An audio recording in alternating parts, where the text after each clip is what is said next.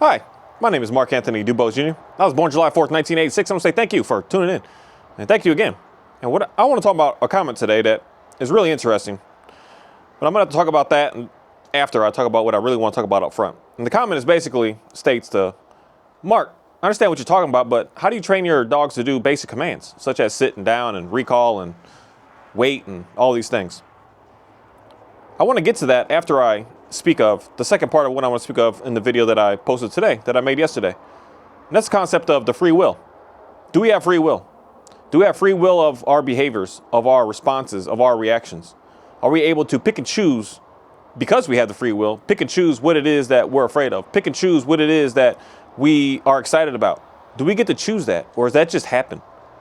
It's something that I want a lot of people to really think about. Because if you think that and say that you have free will, I'm going to say, well, why don't you will yourself into where it is that you want? If you're scared of heights, then will yourself into, I'm not scared of them anymore. I'm not scared anymore. Go to a cliff, look down, and just all that just disappears. If you're afraid of anything, insects and bugs, or I guess insects, bugs are the same, but little vermins and just stuff, you're afraid of anything. Just will yourself and just say, I'm not afraid of it no more. And just walk to it and have no reaction. Nothing at all. Nothing comes to you. You don't respond. You just look at it completely just indifferent. You're like, 10 seconds ago, I was terrified of tarantulas. And now today, I'm just sitting here petting it. Do that if you have free will. I'm going to guarantee you. This is a guarantee. This is a 100% guarantee. You can't do that. So you don't have the freedom to will yourself away from your behaviors. It's just happening. This is the part where in that video I was speaking on the concept of we are no longer living as humans, I believe, in a natural sense. We're living in a controlled box. We're living in a controlled system that something is dictating to us what we can and cannot do. So our said free will is getting even more limited, in my opinion, today, based on our consumerism and the greed and the love for the money, and to be able to do anything and everything to be able to get more and more of it. We are living in a box. And this box really lets me know when someone asks me a question like that, Mark, how do I get my dog to sit and keep it in a said positive manner? You're not saying that of your own free will, because you don't have free will. You're saying that out of the best word to use here is a propaganda that's being force fed to you about what you need to do and what you have to have. All that you're seeing everywhere, especially, this is the thing about dog training. It's not only just dog training, but this comes with everything. But since I'm like heavy in dog training, I see the same cycles here. I see the same stuff. It's so easy to see because I'm in it. Because when I'm just doing stuff with my dogs and I'm not in that propaganda, I realize, what do I need my dog to sit for? What do I need my dog to come back to me for? What do I need my dog to do anything that I need to like formally do something for to get it to do? Why do I need to work so much on training said drills to get my dog to do something? It doesn't make sense to me. But when you're in this, living in the propaganda, everything, it's still shoved to me. It still tries to get me. It still tries to pull me and say, you need to do this with your dog. I get videos all the time. I just hit do not recommend on every single dog training stuff at this moment today, because every single one is trying to draw me back into, you need to get your dog to do a downstay like this. You need to get your dog to do a sit stay like this. You need to train your dog on a recall so it works and it functions like this. Otherwise, your dog is going to die. Your dog is this. Your dog is, they put fear in you of if you don't have a perfect recall and you don't have this, you're going to have a dead dog. They put the fear in you of this or dead, this or it's not alive, this or you're going to die, this or that's just how it works. That's how it is. And when I go on most of these dog training channels, that's what they're constantly showing, fear. They show you a dog that's like barking and snarling and growling and going crazy. And then they show the person that's like magically working through it. And then they show like, oh, everything is perfectly fine now. Look, see, I did all of this and now the dog is good. But they don't show, this is the thing. This is the part where I started to see the propaganda. They don't show the long term. They don't show the later on. They don't show the 2 years. They don't show even 2 months. They don't even show 2 days later. They show the dog was crazy and now the dog is walking good on leash. Now the dog is good. Yay, everything is good with the dog now. It's perfectly fine now. They're not showing everything. They're showing what they want you to see to get you to react, to get you to respond, and using their power behind what I want to say is knowing that you don't have the free will, that you will react with when they put the stuff in your face. And you're going to say, I need that. I need that. I need that. I now need that. But the thing about this is the most interesting thing. This is what I've learned in the dog training industry part that I'm a part of. I know this about a lot of other stuff. I'm very big in it, in the medical and the diet and the exercise field, because I'm very heavy in all of that as well. But I don't like to talk a lot about that because I don't know why I don't like to talk about a lot about that. I might make a whole nother channel and just talking about exercise and eating and just knowing how to stay away from that propaganda that is only trying to do what I'm talking about in this sense with the dog. It only wants you to stay hooked and keep needing more. It doesn't want you to get better. It wants you to stay hooked and need more and more and more and more and more and more and more and more and more. As soon as you start it, you need more. As soon as you start it, like just go down to the level of obedience. State it in a dog training sense. As soon as you start it, you need basic. It's not even going to basic up front because you go to your puppy classes, right? It's just fun. It's just give the dog a treat, get it to sit. You're not using it to rely on anything. But then when you need it to rely on stuff, you need more already. Because you're like, oh, I started to sit, so now I need to proof it to get it better. Now you go to basic obedience. And now you're like, oh, dog's pretty good. It sits pretty well. You know, in the house, it does pretty good. It does pretty good in the car when I tell it to wait to get out of the car. But now you're like, now I need more to proof it even more. Now you go to intermediate obedience. Now you're in intermediate obedience, and you're like, oh, wow, my dog's actually, he's doing really good now. Now you can sit here and do this and do this and do this. And then what do? Now what do we need? It's still not good enough because now I need advanced obedience. They're like, oh, okay, woohoo, yeah, let's go do that. Let's keep going into that. Let's do that more and more. And then what happens? Now I need advanced off-leash obedience. Whoa, man, let's keep going. Let's keep going into this. Let's go further and further. And oh, wait. Now I need advanced off-leash out-of-sight obedience. Oh, yeah, let's just keep going and going and going and going and going to the point that you're going somewhere that straight up you're not going to complete. You're not going to be able to just finish it. You're not. What we can keep going to is foreverness. It's foreverness that you're constantly in this, what I want to say, battle for survival to be able to get what it is you're looking for. And the moment that you're in this battle is the moment that, in my mind, that's the part where there's no way that, going back to the are you a negative to your dog video, you are being a negative to your dog by putting all this pressure on it for no reason at all. So much pressure that you're straight up. You're never going to be able to get what it is that someone is trying to sell you, this so-called dream that you have inside of your mind. Especially, it's the part that I want a lot of people to really understand. There's a difference between the sport stuff and the difference between this pet stuff. These sport dogs are capable of doing stuff. These hardcore working dogs are capable of doing stuff that your pet dog is never going to be able to never do. It's just never going to do it. Straight up. There's a difference of genes. There's a difference of all this back in makeup of the dogs that is different. The genetics of the dog state what it can do. This is the same with us as humans. Some of us may want to be NFL football players. You're not going to do it based on your genetic makeup. You can have all the will in you that says, I'm going to work, I'm going to work, I'm going to work. But if you're a guy that's, there are some slim guys that play pretty good football, but I don't want to even put it like that. I don't care what your size even is. You're just not built for it. You're not made for it. Some people, like say the sport of football, for instance, you're constantly getting hit. You're getting beat down. You're getting hurt. If you don't have the genetic makeup to know how to rapidly heal your body every day of every moment of every time you get hit, you ain't going to make it. And not everybody can do that. That's just not everybody can do that. I know that about myself, that when I get a stub toe, I'm not just back up running instantly right again. Those guys need to do that. They got it. That's how they function. That they get hurt and they get up and they just keep going no matter what. We all can't do that. And that's the same with the dogs. And a lot of this stuff, they're showing you these dogs that are capable of doing stuff straight up that yours is just not able to do. And they're showing it like you need to get your dog to this place. And you're headed to disaster. You're never going to get there.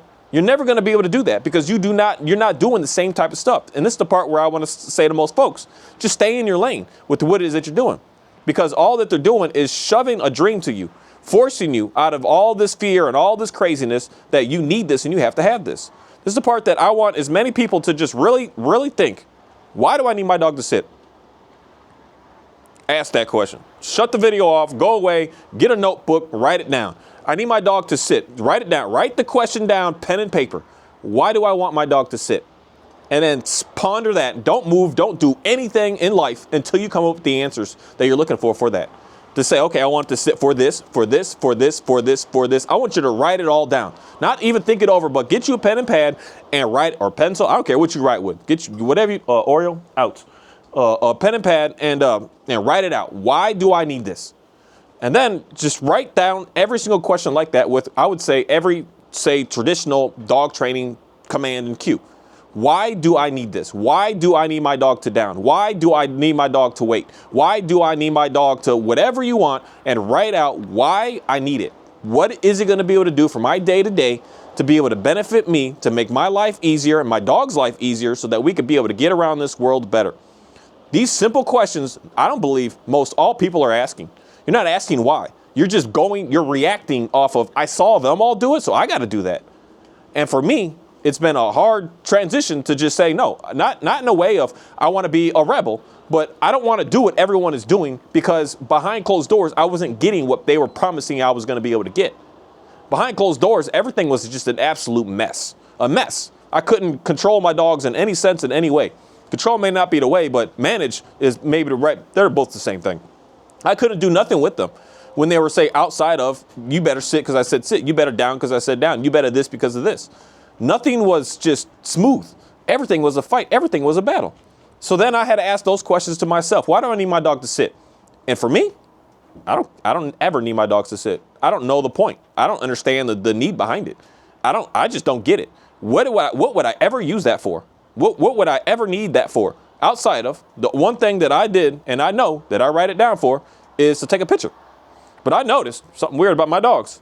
When I pull the phone out ready to take a picture, they just sit. I never taught it. I never trained it. They just do it. They just like, oh, they sit there. No, you want a picture? I'm like, let's take a picture. That's it. So I was like, okay. So if all I need sit for is to take a picture, then there absolutely doesn't need to be anything hostile about it.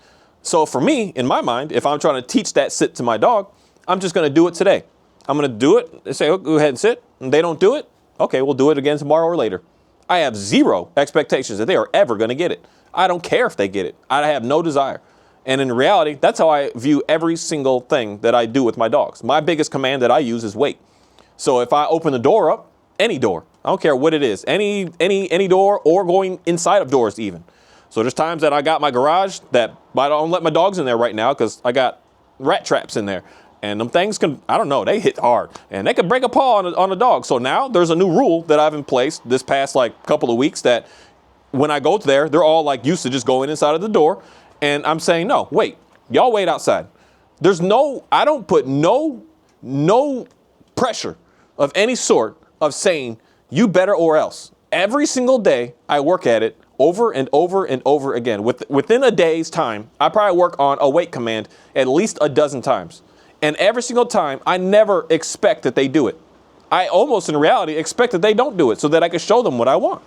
So if I open in the front door and I say, wait, I don't say down, I don't say sit, because I don't care what you do, you're just not going through that door. You can go lay down, you could jump and you could bark, I don't care what you do. You're just not going through this door. So I say, okay, now's a chance to work on it. Okay, you didn't wait, you went out the door. I say, come back in the house. That's how I did. Come on back in. Or if they don't come right back in, I go out and I shoo them to get right back in the house. And I say, okay, wait. Usually on the second or the third time, they just hang out. They're like, okay, well, this is what we're doing. And then we go. I never look at them and say, you're wrong, you're bad. Because that's where you start to get hostile. That's where things start to get weary. Every single time. So I got a door there. I got a gate here. I got a door there. And then even to get into my van and then to get out of the van, it's always wait. And then to get back into this gate, sometimes I leave it open, but most cases if it's shut, they know, they just hang out. They just hang out. They don't do anything but just wait for me to know that they got to wait for me to get the door, to get the gate, and then they can go through and do what they got to do. Day after day after day after month after year, I do it every single day. And this moment today, if I say wait, my dogs across the board just look at me and say, okay. Okay. No pressure, no nothing, just okay. All right, I'll do that for you. I'll make it happen. There's many videos that I'm walking on the trails and I just say, wait to the dogs, and they just stop. They freeze in place because they've heard that word so much of knowing that wait means just don't go forward. Don't go into that next thing. Don't continue. So wait just gets them to stop. They just stop. They're like, that's how they do it everywhere all the time. I could be in the open middle of the field and I say, wait, and they know today, just stop. They just stop. They can't go forward anymore. They can go back. They can come back to me. They can go sideways, but they can't go forward anymore. I've just been doing it day after day after day because I realized that's something that I needed to make my life easy. And I realized that I can't force the dog to do that to make my life easy because otherwise the dog would be hostile.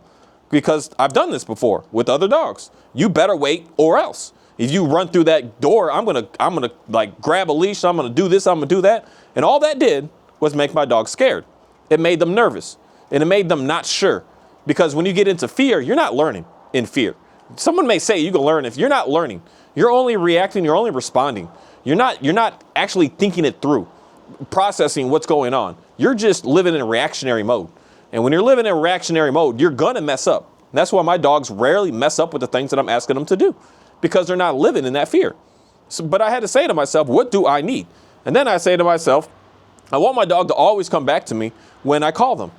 So then I started to realize the best way to do that is to leave.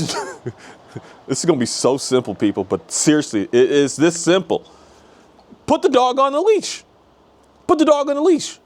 If the dog is away from you, you look at the dog and call the dog to you, and you just wait.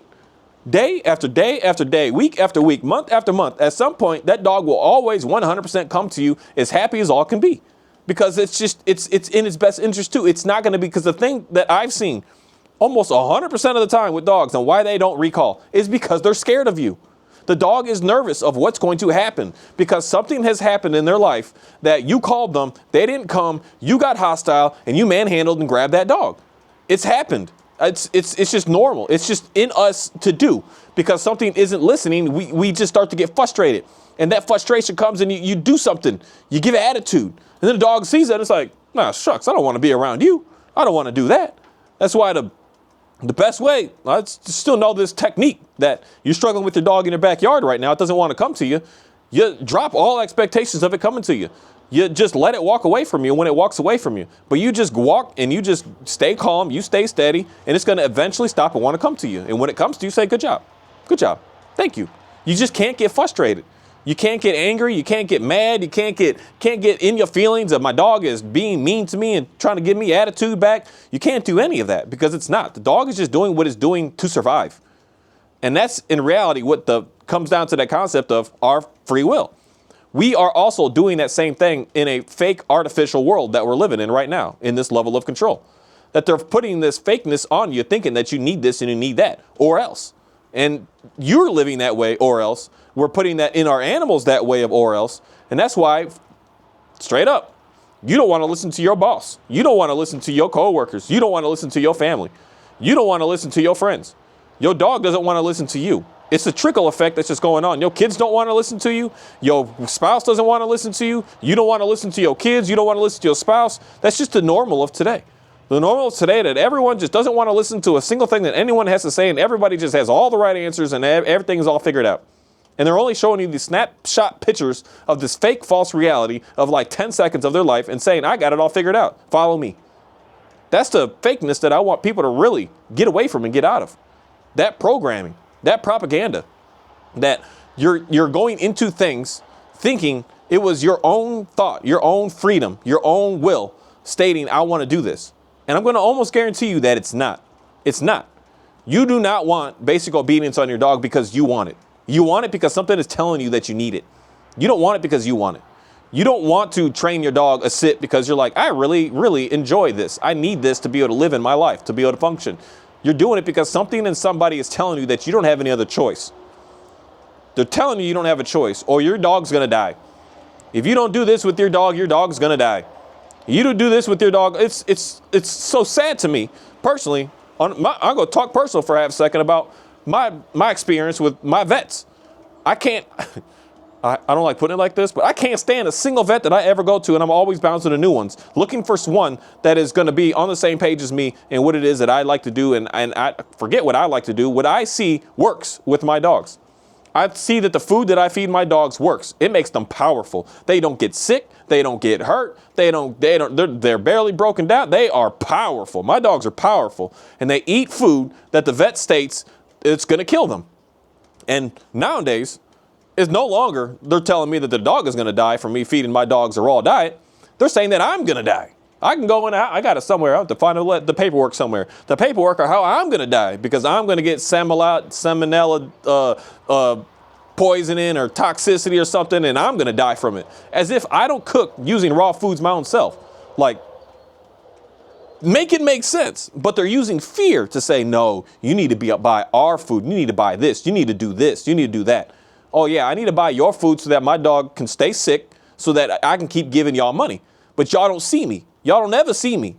Y'all come in for my rabies shot and y'all don't ever see me, though. Y'all get that $20 a year from me for each of my dogs. I'm not going to give you no more. I don't want nothing from you because my Dalmatian, the propaganda, you need, I took her to the vet. The propaganda automatically started. Oh, that dog's going to be crazy. Because she was. The vet saw that dog at first. Everyone that saw that dog at first was like, holy crap, this dog she was fun. She was intense.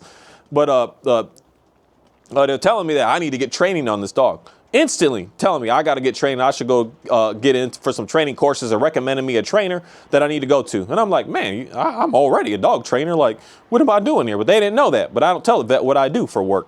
And then I was giving her some food that they recommended because they needed a sensitive stomach food is what Dalmatians claim to need because they have a sensitive stomach, and I had to get some special food. So I got the special food for her, and I'm giving her this food, and she's breaking out in hives. She's scratching I got pictures. Half her hair was missing at one point because she was getting patches because she was scratching so much. She was scratching so much in her chest that it was just bleeding. She was scratching so much of her back and just rubbing her back so much that blisters started forming and she was bleeding.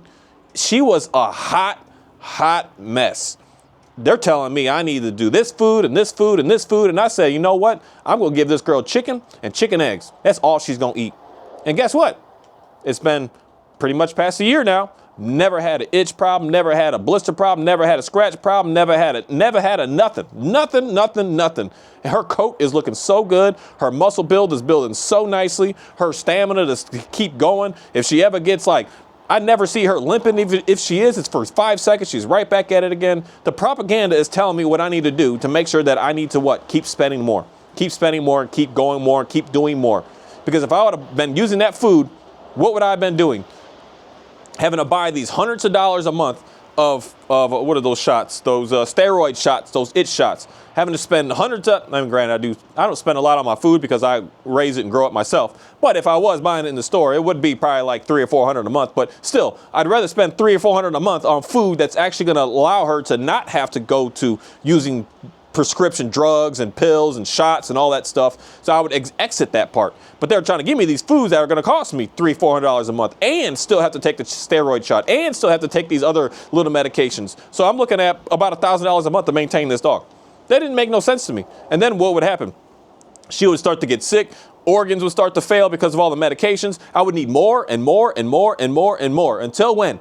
The luxury that these things and what this world is all about is they want you to just be dead off this planet. And that's the best way they want you to spend and spend and spend and just die. And then they could do it all over again with the next person or the next thing. And nowadays it's the next dog. They could do it all over again. Keep spending, keep spending, keep spending. And then the dog's too sick. We got to put the dog down. Put the dog down. You're so sad. What do you do when you're so sad? Your phone is going to start to say, you should get a dog. You should get a dog. You should get another dog. So you get another dog and you start the cycle and you do it all over again. You do the same thing over and over and over and over and over again. Don't get out of the loop. I fell into this with not my first dog, but I guess I could say my first dog. Telling me I need this food, telling me I need this, telling me she's got allergies, telling me she has this problem, she needs this pill, she needs this pill. And that dog is a dead dog today because of the recommendations I was taking. And I realized those recommendations were wrong, straight up. I don't care how educated some people think they are. They're also living under the same propaganda. They are living under the same rules, the same guidelines. They are living under the same stuff. I don't care how smart, what school you've gone to. It's all the same for all of us. We're all living under the same madness. We do not have the freedom to choose. We have the freedom to just take what it is that they're telling us that we have to do. A lot of this, we just really need to stop and just sit and think, why do I want this? Why do I want to do this? And when you decide what you want and what you need, you put a plan together to actually figure out how to be able to work with that. A lot of this stuff is putting people to want instant gratification. Dog training gives people a false sense of instant gratification. You can get your dog to stop running out of the van right now. You do this. And that instant gratification is what is going to destroy you in the end. Because when you see, this is the thing that I've always noticed with dog training. I would fix a problem of such as the dog running out of the van. I fixed that. But then I would have a problem somewhere else. I would have a problem with this, a problem with that, a problem here, a problem there. I would have problems everywhere. And that comes down to the concept of what I was just speaking of, how I work with my dogs. Wait. When I say wait and I train it, they do it everywhere. That goes opposite what dog training states. Dog training states you need to proof it in every scenario. You need to proof it at the front door. You need to proof it at the side gate. You need to proof it in the van. You need to proof it. I don't proof nothing. I do it, I say it, I use the word, and the word works everywhere in every context and every scenario that I use that word. I don't need to proof it every different situation. I'm just living. When I see that I have a situation that I need my dog to wait, I put the leash on the dog, I open the door up, and I just say, hey, buddy, wait. And he's like, okay. And if they jump out, I just say, let's get back in the van, get in the van. I close the door, I open it back up, and I just say, wait. And I do that so calmly, so patiently, over and over and over. In most cases, worst case scenario, it takes me 3 times. But most cases, it's the second time. The dog's like, okay, this is what you want. Day after day after day, the dog just gets it. I don't have a dog that's pushing me. I don't have a dog that's begging me. I don't have a dog that's doing nothing to me. I don't have a dog that's like, I'm only going to do it if the treat is out. I'm only going to do it if the leash is out. I don't have a dogs that do that at all. They just do it. They simply just do it because I've taken the time. I've had the patience. I've done everything I need to make sure that the dog understands what I want, which I would call training. I'm going to train the dog. And that's getting the dog to actually learn, not just do it or else because you're going to be in trouble. Or you're going to get a treat. No, you're just doing this because this is just our life. I have to stop at red lights. I don't get a choice. Something trained me to do that. Then I learned I stop at red lights. And then I really realized I stop at red lights because there's people with the green light that could kill me if I just keep on driving. So I made a decision of saying I'm going to stop here to allow them to do what they need to do. And then when it's my turn, I'm going to go. So my dogs see it the same way. I'm going to only imagine. When the gate is shut, you're staying behind the gate because it's a safety thing. And in my house here, I can't just let the dogs run free. I got too many free running animals. I got a road up there that people, I don't know why people love speeding, man. It says 60. People don't drive 60. People drive 70, 75 miles an hour on that road. It's not safe. I got the cows. I got a little baby cow looking at me right here. The dogs could just get into a life or death scenario in reality if they didn't just listen to that recommendation that I gave of stay behind the gate and wait. Just wait. And they'll wait because they can see and realize and sense that there is danger. And they're going to do that on their own without me having to force it in them, saying you better or else. Because now what you're doing is you're getting the dog scared of the danger that's over there and also scared of you. So then the dog has to make a choice. Where's it going to go in this? Is it going to run back to you or is it going to run to somewhere else? And somewhere else could also possibly be danger. I'd rather the dog to have no fear of me and run straight back directly to me. And have no cares in the world to worry about going anywhere else. It just only wants to be next to me. And I'm able to achieve that by having zero desires of making the dog do something other than just asking it to say, hey, just stay here. Hey, just do that. Oh, you didn't do it? Okay, let's try again. Just try again. And when you do that, I've realized in my experience, the dogs want to continue to keep on working harder and harder and harder for you because they realize it's not about harming them. It's helping them. It's giving them more access. When your dog is able to just wait and be polite and calm next to you, it's going to get more access to, you feel more comfortable taking that leash off now. You take that leash off, now the dog has more access to be able to move around a little bit more, faster. That's the thing. It's not that the dogs, because my dogs, for the most part, they stay really close. They don't go more than like, I don't know, feet-wise, but they don't go no more than like 50 meters or so away from me at the most. That's far. That's like they're way out there. They don't go far. They stay really close all the time.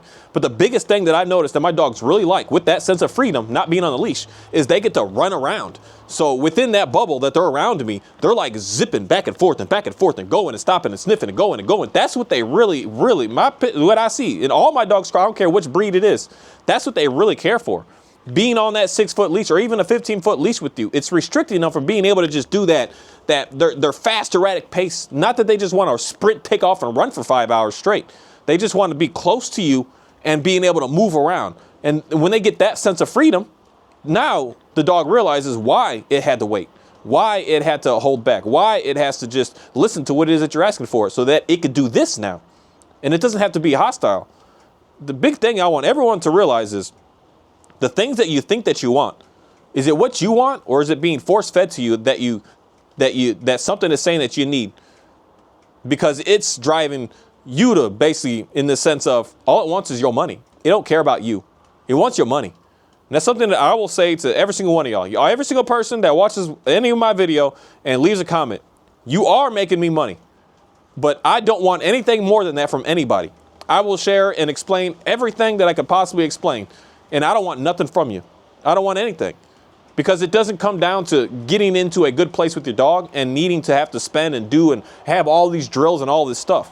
You don't need any of that. And I've realized, and I've been testing that personally with my own stuff to see, do I need my dog to sit to function in this world? Do I need my dog to lay down to function in this world? Do I need my dog to have this trained recall of you better or else to be able to be in this world? Do I need my dog to be able to be perfect on a place bed to be able to be good in this world? No. No, I don't need any of that, any of it. When I call my dogs, they come. Why? Because they're not afraid of what's about to happen. Because if they get into the sense of danger, if my dog has another dog running up to it and it feels, I'm not sure what to do here, because this is the part.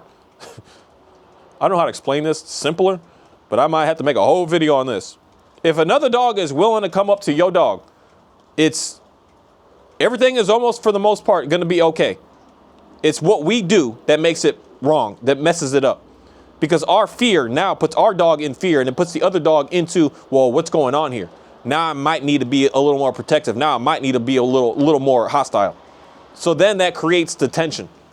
But when that dog, because I see this all the time, unfortunately. I see a dog run up to a whole bunch of dogs in a place where there's just like open. Dogs running, people out, everything's cool. So since dog park. Because there's places around Austin that are fascinating. They're just open places. They're not fenced. They're not like a traditional dog park in the United States of America anymore that are all just completely fenced in and they're like little 10 by 10 little areas. It's just an open area that's an off-leash area. When I can see it over and over again. One dog running up to dogs and it's totally fine. But it runs up to one dog that I see the dog start to get hesitant because the owner is hesitant. Now there's tension going on here. And this is the part with me. That if a dog is running up to my dog and my dog gets scared or nervous in some sense, it's going to trigger it to run back to me and say, hey, I'm going to go back to my safety. And then nothing ever happens. But if you are training the dog to know, be scared, be scared, be scared, be scared of everything, be scared of everyone, be scared of this, be scared of that. Your dog is going to be scared instantly and it's going to cause everything to want to fight it instantly all the time, over and over and over and over again. It's all that I constantly keep on seeing. I see a scared owner, nervous and worried, and not caring what the dog is. You may be scared, but your dog isn't scared. So don't put your fears, your insecurities on your dog. Allow your dog to be confident the way that it should be, that it absolutely should be confident. But we're making them insecure because we're insecure. We're scared, we're nervous. I'm scared, so my dog better be scared. No, that's madness. That's absolute madness. I'm not a social, want to talk and be around everybody, but my Dalmatian is. So I'm not scared. I'm nervous, but she's not. I'm not going to say, no, you can't. That's going to make her start to become insecure. I want her to be her, stay herself. I don't want her to be me. That's something that is just big in dog training. You want your dog to be you. If you're scared of another dog, your dog better be scared of it. You're scared of people, your dog better be scared of them. No, your dog's not scared of them. It's not. We're making them be that way. Thank you.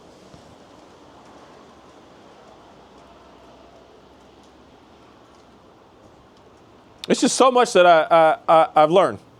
It comes down to trying to buy a new pair of shoes, trying to figure out what you're going to eat tonight. Everything. Are you on your free will deciding, or is something deciding for you and you're just taking that propaganda? Are you saying to yourself, I'm doing this because I want to do this? Or is it just happening? Is it just happening because you saw it somewhere? You seen it in this, you seen it in that, so I want to do that, and I want mine like this. Oh, Johnny, I want mine like this. Or are you doing it because it's what you are actually desiring, you are wanting? Ask yourself why. Why do I want everything that you do? Why? Why? Why do I want my dog to do that? Why do I want my dog to do it like this? Why do I want my dog to sleep like this over here like that? Why do I want my dog this? Why are they telling me not to have the dog do this? Why are they telling me that I can't have this with my dog? Why are they doing all that? Why? You have to start asking yourself why, to make sure it's something what is that you want, that you desire, that you need. Why? Why do I need my dog to down? What's the purpose? Why? When you really start to think about that, I believe that you're going to run into the same thing that I started to run into. It's pointless. Who the heck cares? Who cares? Why do I need to have my dog proofed and trained to recall? You're going to realize really quick why it's pointless. Because when it really comes down to it, you're never, ever going to have this perfect 100% oasis type scenario. There's always going to be room for error. And I'd rather my room for error being where my dog wants to be with me as opposed to doesn't want to be with me. That's why you have to proof your recall, because your dog doesn't want to be with you. Your dog doesn't want to listen to you. Your dog doesn't want to be around you. So you have to force it to be with you. I'd rather be on the opposite side of that. That if danger would have happened, I seen a car run off the road and I need to call my dog to me, I want to be able to say my dog's name knowing, don't hesitate, don't think, don't worry, don't be nervous, come to me because I'm safe. There's nothing to be scared of here. That's what I want. And I'm going to have a way better chance of being able to get my dog to come to me at almost 100% chance. Way better, way better. And that comes down to keep the dog on the leash. The dog is on the leash for as long as you absolutely need the dog to stay on the leash. To don't allow the dog to do stuff that you don't want it to do when it doesn't have that leash on. You keep the dog with that leash. The dog is outside, it's on the leash. When a dog is running away, you just keep on the leash and you wait. You don't say no, you don't pull on it, you don't throw a treat at them, you don't pet and praise them, you just be indifferent to the dog. So the dog just knows to just stay there and to be with you. And then after a while, it starts to just realize, I'm just here with you. I have nowhere else that I want to go, but just be with you. And that's the process of how we can fast track our said training, is with a leash. It's not to use the leash in a manner to force the dog to be with you in a way of you better or else. It's to force them to say, hey, just be indifferent to me and be close to me. Once the dog becomes indifferent to being close to you, it wants to do nothing but be close to you. It just wants to be near you. It wants to be next to you. And that's why a lot of people need to train a recall, because your dog actually doesn't want to be next to you. It wants to be as far away from you as possible. Because again, mine, I don't care where I go, they're always close to me, always nearby. And if they get going, they always stop. They look back. They're like, what's going on with you back there? Why did I stop? Why did I move? They're always close to me, always. They never just take off. And you have to train a recall because your dog simply doesn't want to be close to you. That's why you have to do that. That's why I see that over and over and over again. That's what I just constantly see. That's why I don't get it. People are always trying to use and put that fear, that dog and this and that. It just doesn't make sense to me. It doesn't make sense to me. What are you doing that your life is in this huge amount of danger? Put the dog on the leash if you're in danger, so that you could calm and ease your mind and make sure that everyone else around is eased. That's why I personally put my dogs on leash around people, because I want the other people to feel at ease. People get scared. They get terrified when they see my shepherd walking off leash around me. They're like, I can see, they're just like, and I'm like, let me ease the tension for everybody here. I don't care if you like dogs or not. I don't care. I'm going to ease the tension. If I see a child, I'm putting my dogs on a leash. I don't care how good they are, because I want to ease the tension of that mother to say, hey, she's going instinctually into, I see dog danger is going off in her. It's an involuntary response. She does not have the free will to say, I don't want to feel this way. It's happening. So I ease the tension, and I see the tension just go away. Everyone's good. Everyone's calm. And now the mom even asks her, or the kid's usually right up front, can I pet the Dalmatian? I'm like, yeah, go ahead. If your mom says, she's always like, yeah, cool, because I ease the tension. They saw the dogs running, and they saw me call the dogs back. They saw me leash the dogs. They're like, okay, this is more trustworthy here. This is more relaxed. He's got more control over these dogs. They're not just crazy and running. So then everyone just has a greater experience. Put the dog on the leash if you're scared. If you can see someone else scared. This isn't your own world. You have to leash your dog if someone else is scared around you. That's the part that I don't care if you're like, oh, I don't need, if the law states this and this and that, but the law states straight up in most all places, put the dog on the leash. If your dog is off leash, you're already wrong. That's why I already know in places I go that they're technically not supposed to be off leash. If I see a person, if I see a dog, I leash them, because that's what I have to do. And when I'm by myself and no one is around, I'll let them run. I'll let them be free. I'm not out here to show off on some, look what I can do. Look how I am, just so that I could terrify the rest of the world. That doesn't make sense outside of being an egotistical, narcissistic scumbag. That's just, this is mine. I can do what I want. I don't care how you feel. That's just not the way that we live, or we should be living. But we live that way because of the propaganda that's shoved to us. See, look at me. Look how good I am. But then they're living in absolute chaos behind closed doors. That's just what I constantly see over and over and over again. Are you doing because of what you want? Or are you doing what someone else is pushing on you that says that you need to look like this and you need to be like this? That's the part with dog training that's confusing. You need your dog to be in a perfect heel, and it needs to be off leash if it is, and this and it needs to look like this. Where I can say, it don't need none of that. Put the dog on the leash and calm down and just walk and enjoy life and stop worrying about the what ifs and what could be's. Put the dog on the leash and go for a walk. Put the dog on the leash and just hang out and just be with the dog. Stop trying to do what you see someone else do. Just do what makes you comfortable, what makes everything easy, what makes everything just a breeze on this planet. Put the dog on the leash. Stop thinking that trying to get it off faster is going to make everything better for you. It's going to make things worse for you. I'm telling you. That's where I need, get off me, man. That's where you need all this extra stuff. You need these safety precautions. You need these protocols. You need these things because you're scared. If you weren't scared, you wouldn't need it. But you're scared. Why? The propaganda that's being shoved to you. Because you just won't simply do a basic necessity of put the leash on the dog and keep the dog on the leash until the dog wants to be with you because it enjoys you. And when it does, I'm telling you, it'll come back to you no matter what. It may be slow. It may not run to you in that sprint that you want. That's the difference between breeds, I'm going to say, and difference between genetics and dogs. My Shepherd, he's instant every time I call his name. My Dalmatian, she just walks to me. I'll put it like that. She walks to me, and my Shepherd runs to me. And sometimes he sprints to me. It's a difference. And you got to understand what your dog is. You can watch me in a video of mine and see, I want my dog like your Shepherd. You may not have that. You may have a dog like my Dalmatian. She walks to me, but she comes every time. She comes. Sometimes I do look at her, I'm like, girl, we can go a little bit faster than that, but she's coming. She comes every time. And that's what I'm looking for. Because she comes to me because she knows there's nothing hostile. There's nothing to be nervous about. There's nothing to be worried about. I see that so much. People think that you have your dog under control. You think that you have your dog trained. But in actuality, it's not. Because it doesn't want to be near you. It doesn't want to be close to you.